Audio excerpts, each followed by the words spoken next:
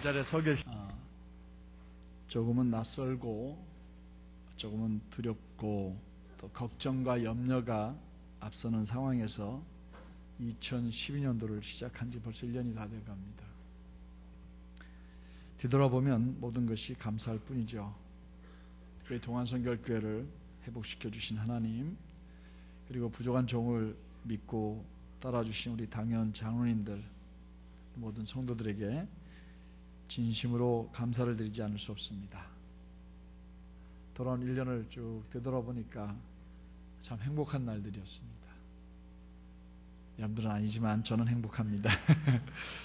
우리 모두 옆에 있는 분들 손잡고 제 곁에 계셔서 너무 행복합니다. 감사합니다. 감사합니다.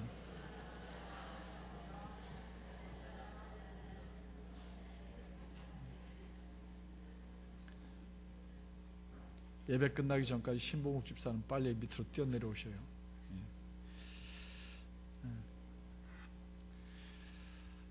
이렇게 한 분 한 분 돌아오는 게 얼마나 감사한지 모릅니다. 오늘은 교회일, 다른 교회 교회일 보러 가셨다가 상황이 이제 종료되어서 우리에게 돌아오신 분이 한 분 계십니다. 예배 마치고 소개를 하죠. 그래요. 저는 오늘 여러분들과 함께 본문으로 세 번째 설교를 하려고 합니다. 지난 9월 16일 날 주일 오후에 제5여전도대 헌신 예배 시간에 본문을 가지고 골로새 교회 성도들이 어떤 사람인지, 다시 말하면 우리들이 어떤 그리스도인들인지 그 정체성에 대해서 말씀을 드린 적이 있습니다. 그냥 애들 뛰어다니게 내비두세요. 예수님도 애들 뭐 잡아들어가 안 그랬거든요. 지 혼자 뛰어다니게 내비두세요. 제가 무슨 말씀했죠? 정체성에 대해서 얘기했다고 그랬죠. 그때 저는 본문의 말씀을 중심으로 바울은 우리가 하나님의 뭐 받은 사람? 택함을 받은 사람이다. 그래서 그분의 거룩한 백성이 된 사람, 더 나아가서 하나님의 사랑을 받는 사람들이다 라는 정체성을 우리에게 깨닫게 해주셨다라고 말씀을 드렸어요. 그래서 우리는 하나님께 택함을 받아서 그분의 거룩한 백성이 되었을 뿐만 아니라 지금도 그분의 사랑을 받고 있는 사람이라는 그리스도인에서의 자긍심, 자부심, 자신감을 갖고 신앙생활을 하자, 이렇게 5연도대 대원들 앞에서 설교를 했던 기억이 납니다. 다 잊어버리셨죠? 솔직히 말해서 잊어버리셨죠? 그래도 그때는 은혜 받았으니까 그걸로 감사해야 되겠죠. 두 번째 설교는 지난 10월 14일 날 제4남전도대 시간에 드린 설교였습니다. 그때 우리는 하나님께서 택한 사람들의 삶의 원칙 두 가지를 말씀드렸어요. 첫 번째 원칙은 바른 마음가짐을 가지고 살아야 하는데, 우리는 그 마음에 옷을 입고 살라고 그랬어요. 어떤 옷이요? 긍휼, 자비, 겸손, 온유, 오래 참음이라는 무늬를 잘 배열한 아주 곱고 예쁜 옷을 입고 살아가야 한다라고 본문을 중심으로 말씀을 드렸어요. 그리고 두 번째로는 누구에게나 너그럽고 넉넉한 마음으로 서로 용서하면서 살아야 한다라고 본문 13절 말씀을 그대로 설교를 했습니다. 우리 복습을 해보겠습니다. 다음 주 때도 곧 잊어버리시겠지만 그래도 좀 더 한번 새겨보는 게 어떨까 싶네요. 우리는 어떤 사람들이라고요? 우리는 하나님이 택한 사람들입니다. 하나님이 택한 사람들이다. 그래요. 그러면 우리가 이렇게 택한 받은 사람들이니까 무엇으로 마음의 옷을 입으라고요? 5가지인데요. 무늬가 5가지라고 했어요. 긍휼, 자비, 겸손, 온유, 오래 참음이라는 마음의 옷을 가지고 우리가 살아야 하겠습니다. 그리고 또 누구에게나 어떤 마음이요? 넉넉한 마음으로 서로 용서하며 살아야 하겠습니다. 그렇게 살겠다 다짐하시는 분들만 아멘 해보시기 바랍니다. 그러면 이제 오늘 올해 마지막 헌신 예배죠. 우리 6.7여전대 헌신 예배 시간입니다. 이제 나머지 내용으로 하나님이 택한 사람들은 어떤 삶을 살아야 하는지 상고하고자 합니다. 말씀에 큰 은혜가 있기를 주님의 이름으로 축원합니다. 하나님의 택하심을 받은 사람들의 세 번째 삶의 원칙은 잘 기억하십시오. 모든 것에 사랑을 더해서 살아가는 겁니다. 모든 일에 뭘 더해서? 무슨 일을 하더라도 거기에 뭘 더해서? 사랑을 더해서 살아가는 겁니다. 본문 14절 말씀 우리 한번 같이 자막에 올립니다. 읽어보겠습니다. 시작. 이 모든 것 위에 사랑을 더하라. 이는 온전하게 매는 띠니라. 뭐가 온전한 띠라는 거예요? 사랑이요. 그러니까 사람을 온전하게 묶는 띠가 사랑이라는 거죠. 사도 바울은 우리들에게 우리가 하는 모든 일들을 사랑으로 하라 이렇게 말합니다. 우리의 예배는 우리가 하나님을 진심으로 사랑하기 때문에 드리는 예배라고 저는 믿습니다. 우리의 찬양은 주님을 진정으로 사랑하기 때문에 드리는 찬양이 되어야 한다고 저는 믿습니다. 우리의 헌신도 우리를 죄악 가운데서 구원해 주신 주님의 은혜에 감사해서 그분을 너무나 사랑하기 때문에 드리는 헌신이어야 합니다. 구역 활동도 역시 우리들에게 사명을 맡겨주신 주님을 사랑하고 구역 식구들을 사랑하는 마음이 없다면 그건 굉장히 심한 스트레스를 받는 일이 될 수밖에 없습니다. 또 구역 예배냐고, 우리 집에서는 안 된다고. 여러분 또 구역장님 또 얼마나 스트레스 받는지 아십니까? 많이 힘들어요. 신앙생활을 하면서 사랑을 모르고 사랑하지 않은 채 신앙생활을 한다면 누구든 그 사람은 율법주의자가 되고 맙니다.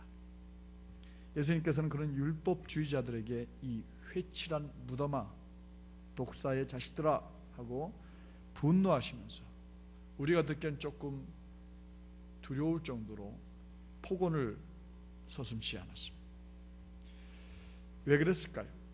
그들에게는 성경에 대한 지식, 율법과 계명에 대한 지식은 넘쳐났지만 사람들에 대한 사랑이 없었기 때문에 그들은 종교적인 이야기는 할 줄 알지만 사랑을 사랑할 줄 몰랐기 때문에 그렇습니다.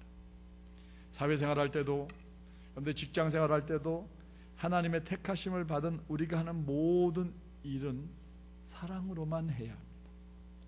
자기의 일터를 사랑해 보십시오. 그러면 사업주가 그를 인정합니다.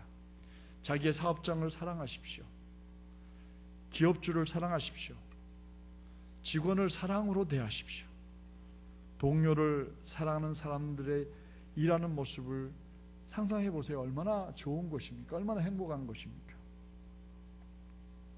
그런 사람들의 사회생활은 늘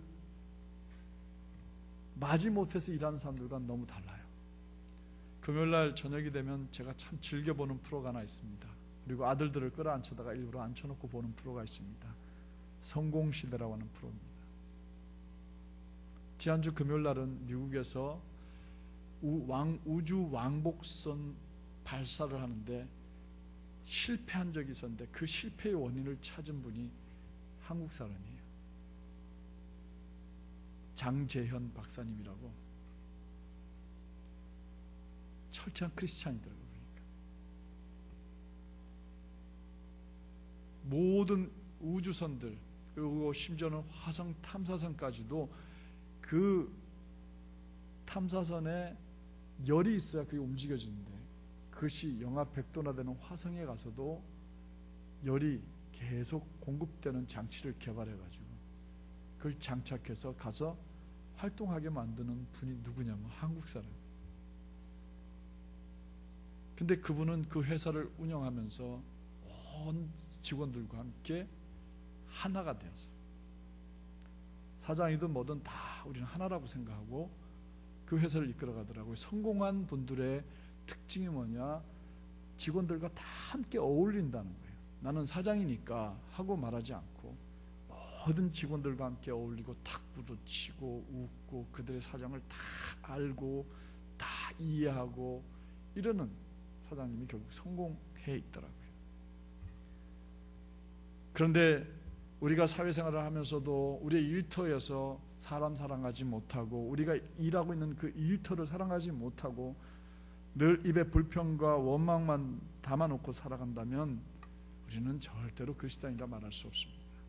그 회사를 행복하게 할 수도 없고 여러분들이 행복할 수도 없습니다. 가정생활도 마찬가지입니다. 오늘 헌신하는 우리 오리교전도회뿐만 아니라 모든 가정의 주부나 남편이나 자녀들까지라도 서로 사랑하는 마음으로 서로를 배려하고 서로 격려하고 서로 아끼고 사랑하는 마음 없이 무관심하게 살아간다면 거기가 바로 지옥입니다. 부부는 서로가 서로를 기대하는 존재이기도 하지만 서로를 격려하고 위로하는 존재이기도 합니다. 가정에서 부부가 서로 사랑한다면 서로 격려하고 서로 위로하며 행복한 가정을 꾸려나가야 합니다. 그러나 가정에 사랑이 없으면 아무리 좋은 집에서 폼나게 살아도 그것은 껍데기에 불과합니다. 저는 젊은 부부들이 결혼식을 준비하고 또 결혼한다고 저한테 와서 인사를 할 때마다 작게 시작하라고, 작게 시작해야 행복할 수 있다고. 다 갖춰놓으면 심심해서 안 되니까 부모님 등골 빼지 말고 작게 시작하라고. 텔레비전도 마련해가는 재미가 있어야지 그냥 40몇 인치짜리 갖다 놓고 막 그냥 뭐 홈시어터 달아서 그냥 극장처럼 해놓고 나중에 심심해가지고 안 돼요. 같이 쇼핑도 하는 재미도 있어야 되고요, 젓가락도 사 모으는 재미도 있어야 행복해지는 겁니다. 맞으시면 아멘 하세요. 청년들이 이 자리에 없네요. 꼭 하나님, 이렇게 하나님의 택하심을 받은 사람인 우리들은 우리가 하는 모든 일에 사랑을 더해야 합니다. 모든 일을 사랑으로 행하는 성도들이 되시기를 주의 이름으로 당부드립니다. 어느 연구소의 연구에 의하면 사랑과 격려는 생리현상에도 큰 역할을 해낸다고 합니다. 사랑을 현미경으로 관찰할 수는 없지만 사랑의 치료 효과는 수없이 많은 질병들을 이겨낸다고 해요. 로맨틱한 사랑에 빠진 사람의 혈액 속에는 유산 치수가 감소되어 피로를 못 느끼게 만들어서 연애할 때는 밤을 꼴딱 새도 그이만 옆에 있으면, 그녀만 옆에 있으면 그저 행복했습니다. 자기도 모르게 엔돌핀이 막 생겨나서 통증도 덜 느낀다고 해요. 젖먹이는 어린 아이도 타인과의 사랑스러운 접촉, 즉 스킨십이 없이는 정상적인 아이로 자라갈 수가 없다고 합니다. 그러게 우리 교회 아이들, 어른들이 볼따기 만져줬다고 성추행이라고 고발하지 말아야 되겠어요. 특히 난치병 환자들에게 있어서 사랑과 격려가 애정을 담은 표현이 그들을 살아나게 만든다, 의지를 북돋아준다, 이런 연구도 있습니다. 사랑이 만병통치약은 아니지만 사랑의 감정을 품게 되면 모든 병을 치료하는 일에 있어서 분명히 상승 효과가 나타나게 됩니다. 신앙인들도 마찬가지. 여러분들의 신앙이 진짜 참된 신앙이다 아니다 여부를 뭘로 증명합니까? 사랑으로 증명할 수 있습니다. 사랑이 아니고는 신앙의 진리를 알아볼 수가 없습니다. 사랑이 있는 곳에 하나님의 역사가 일어납니다. 결국 개인과 사회의 총체적인 질병을 치료할 수 있는 유일한 처방은 바로 사랑인 줄로 믿으시기 바랍니다. 제가 우리 동안교회 와서 신방을 하면서 성도들 가정에서 별로 운 적이 없습니다. 그런데 지난주 목요일날 제 아들이 수능시험을 보는 그날 우리 한 집사님 집에 갔다가 제가 목이 메어서 기도를 못 드렸습니다. 예배를 드리고 마치고 이렇게 나가면 제가 문 앞에서 기다리면 이분은 손을 다 이렇게 떠시고 발걸음을 잘 못 옮기십니다.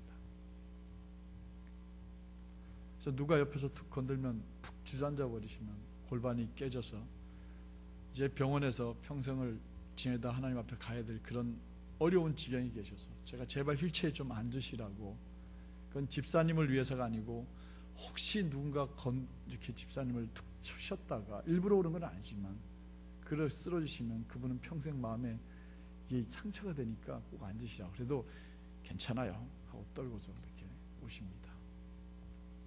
저는 그분이 어떤 분인지 잘 몰랐습니다. 신방을 가보았습니다.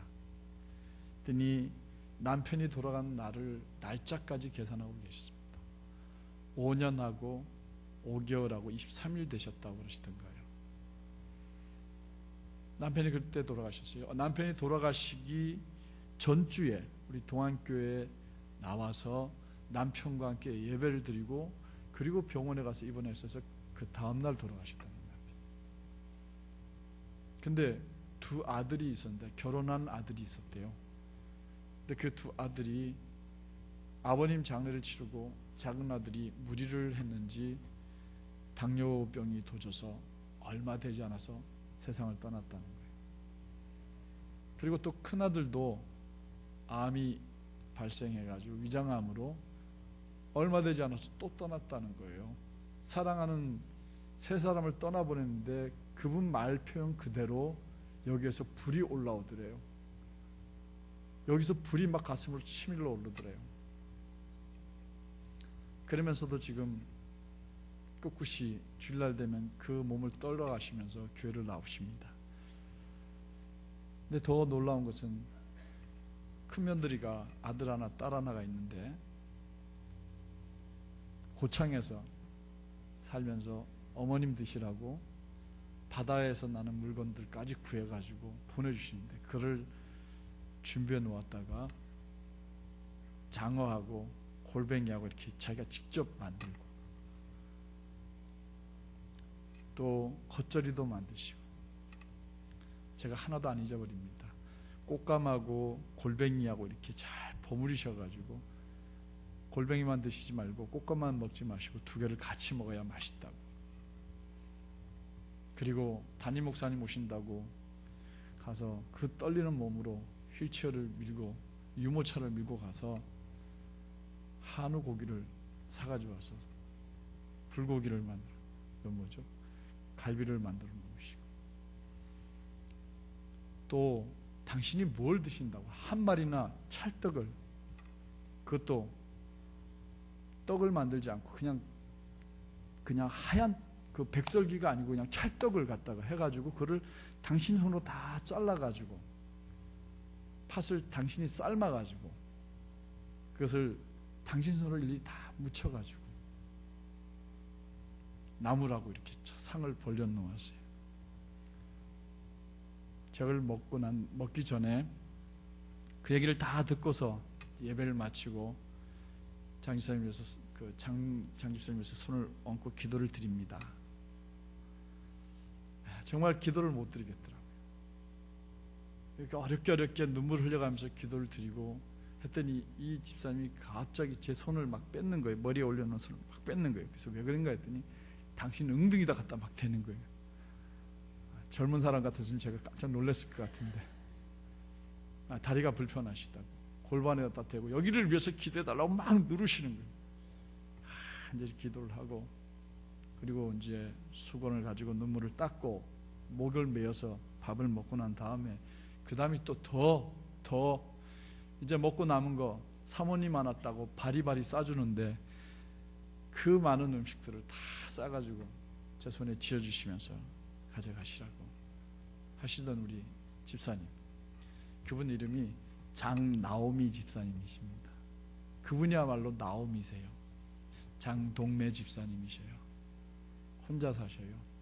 신발 벗어놓을 곳이 없어서 신발을 싱크대 밑에 집어넣고 들어가야 될 그런 집에 혼자 조그만 방에 사시면서도 목사님이 오셨다고 당신 잔칫날보다 더 행복하게 맞아주던 그분의 모습을 보면서 사랑이 이런 거구나, 내가 담임 목사님 박상진 목사 이런 사랑을 내가 받고 있구나 생각하니까 정말 마음으로 많이 은혜가 됐습니다.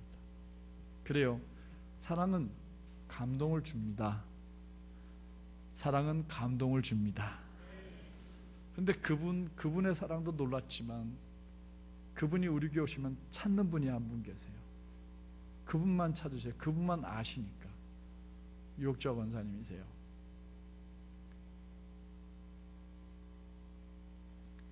권사님 그 전날부터 가서 도우셨어요. 그리고 그날도 옆에 앉아서 도우시고 계세요.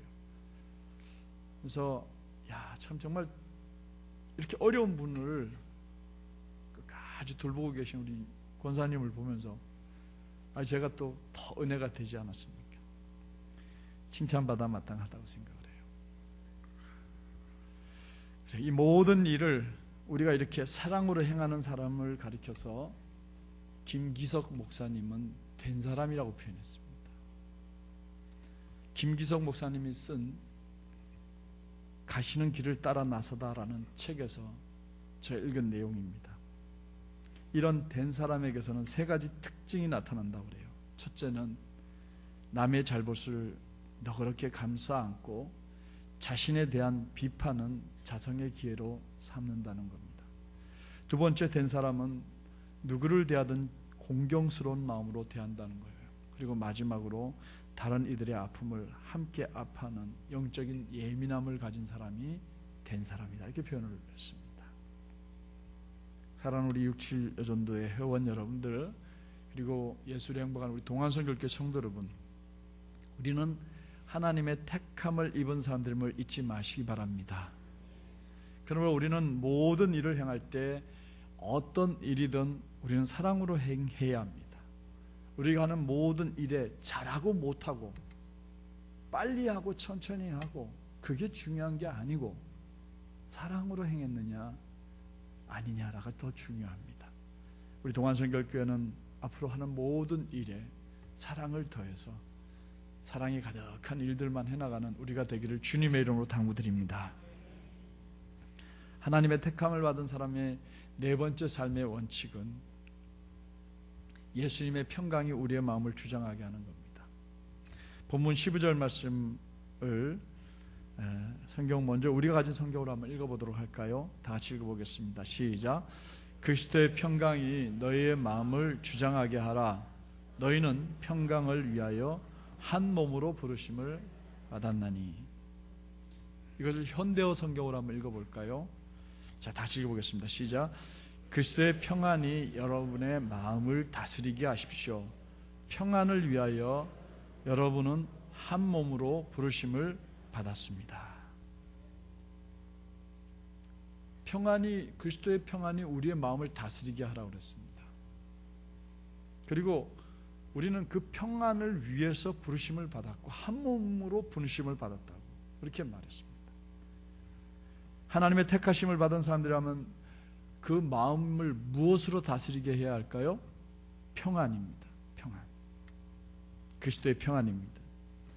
그리스도의 평안 대신 여러분들의 감정이나 여러분들의 이성이 여러분들의 마음을 다스리게 해서는 안 됩니다. 대부분의 사람들은 모두가 자기 자신의 감정과 이성에 충실합니다.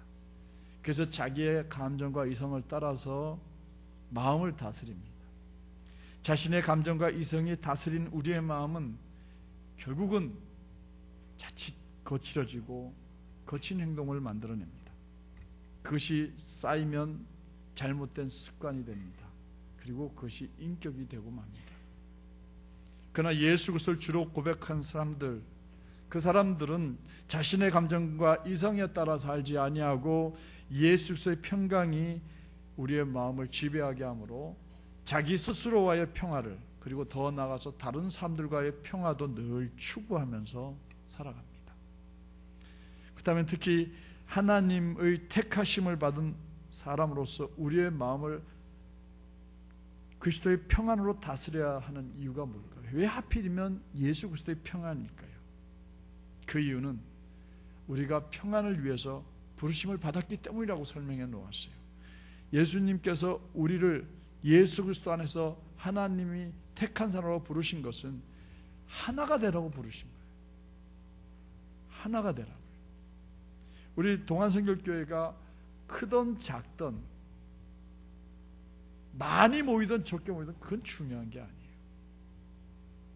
저는 우리 교회 공동체 안에 성도들이 들어올 때마다 그분이 하나하나 차곡차곡 쌓여가는 벽돌처럼 되어서 한 집을 이루어야 된다고 생각을 해요.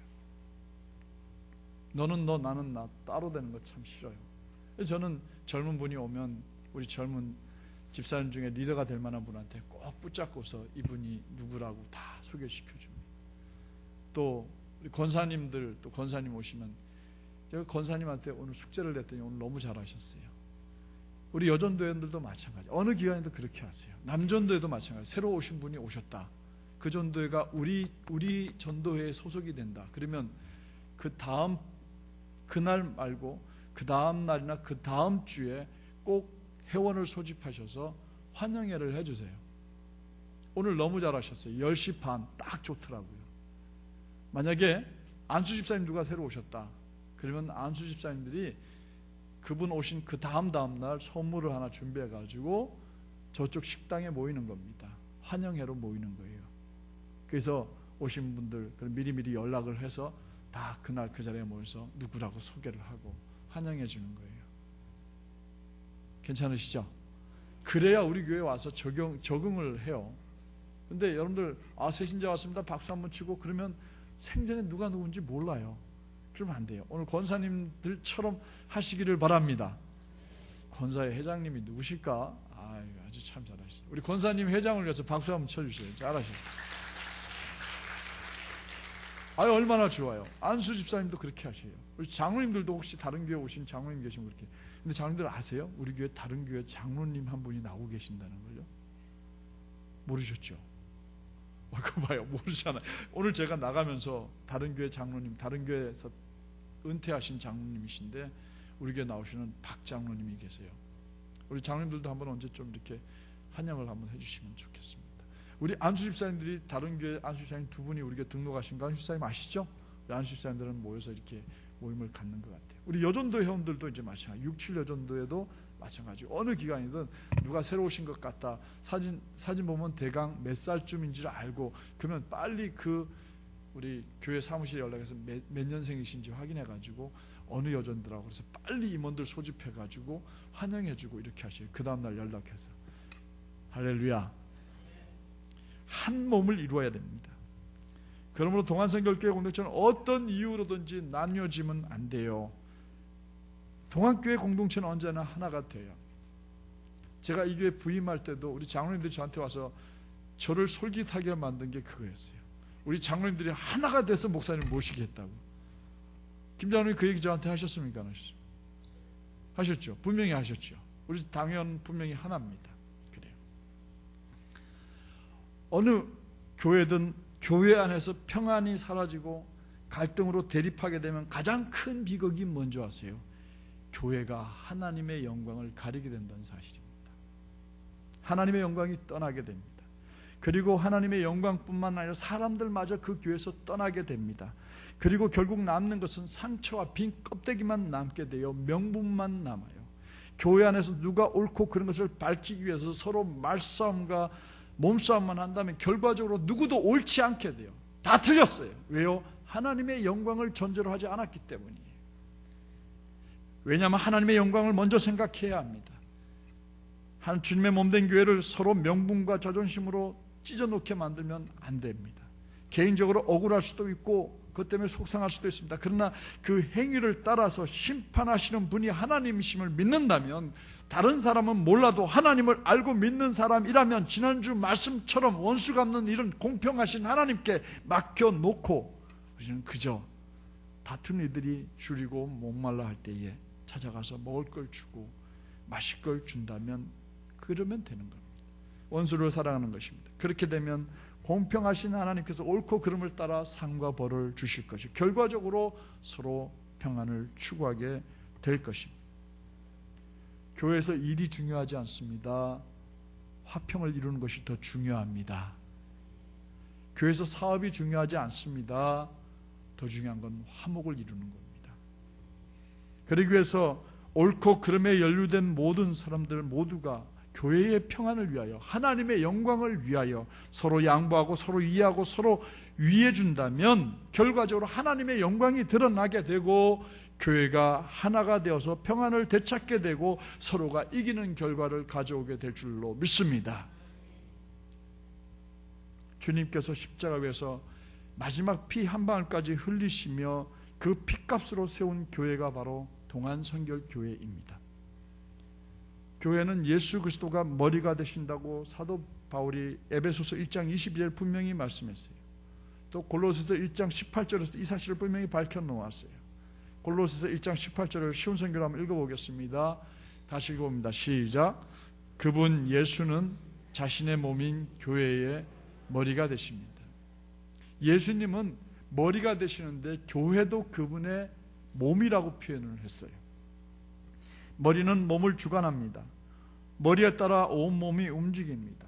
머리가 몸을 주관하는데 두 팔과 두 다리가 같은 시간에 각각 다른 일을 할 수는 없지 않습니까? 불가능한 일이에요.